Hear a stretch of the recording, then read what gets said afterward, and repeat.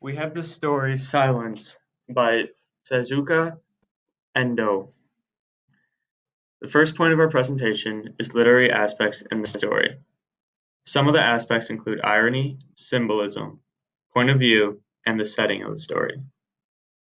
As for the first point, irony in the story, we have the quote, "And the sad fact," went on Balagnano, "is that he was formerly of our faith. He was even baptized."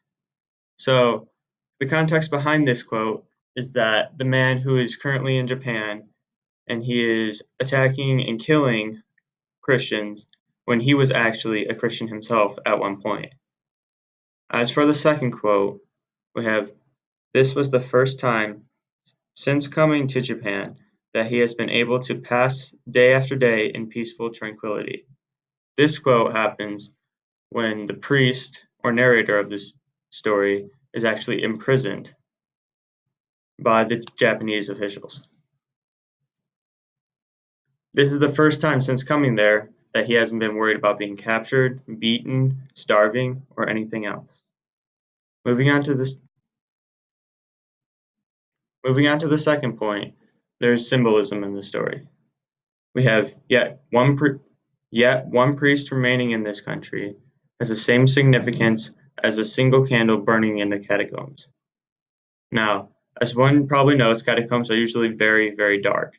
Yet one candle, one light in there, can light up the entire place.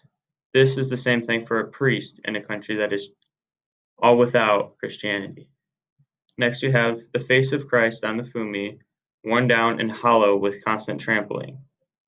A fumi, as you can see in the picture here, is a small tablet-like structure that has God on it. What the Japanese officials would try to do is force Christians to trample on it and renounce of their faith. Next, we have the point of view in the story. This story was interesting because in chapters 1 through 4, it is excerpts out of Sebastian Rodriguez's personal journal. However, once he is captured, and throughout the rest of the story, in chapters 5 through 9, it is told from the third-person point of view and no longer from his personal letters. Finally, we have the setting of the story. The overall setting takes place in Japan. However, the main character is moved from peasant villages to prison to eventually in Nagasaki.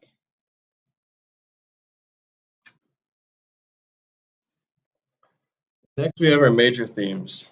Three major themes that we pulled out from the text were the ethics, the truth, and the faith. First, in ethics, we have the Christians inside the first village. In the first village that both Garb and Rodriguez visit was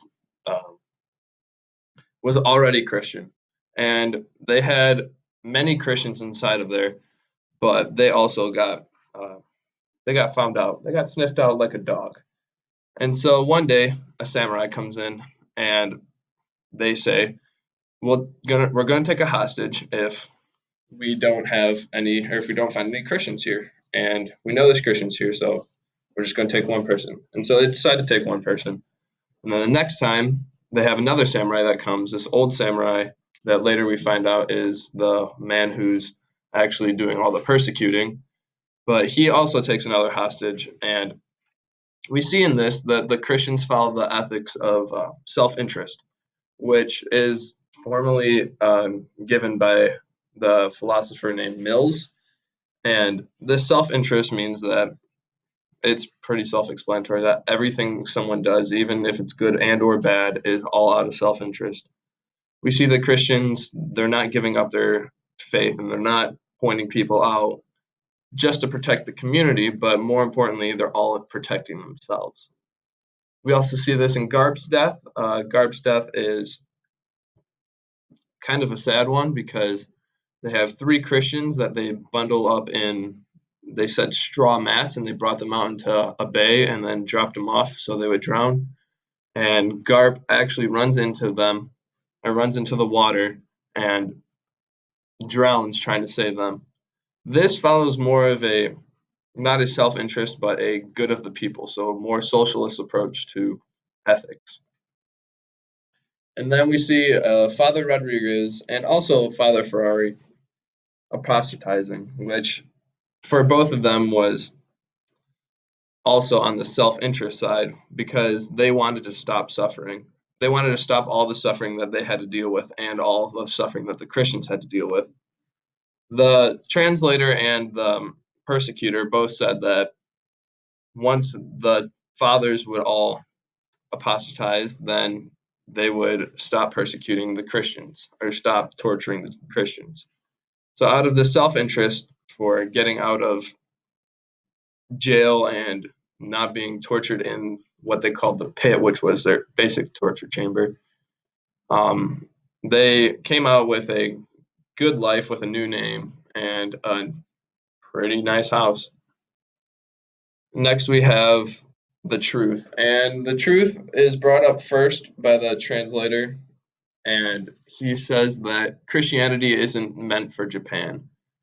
The roots won't stick here and basically doesn't want Christianity here. So the truth here is Christianity versus the world, which is very ongoing subject where the Christians are trying to impose their religion on everyone. We've had this problem ever since missionaries from Catholicism were trying to convert Africa, but people resisted, and Christianity keeps coming back with more and more people trying to convert them.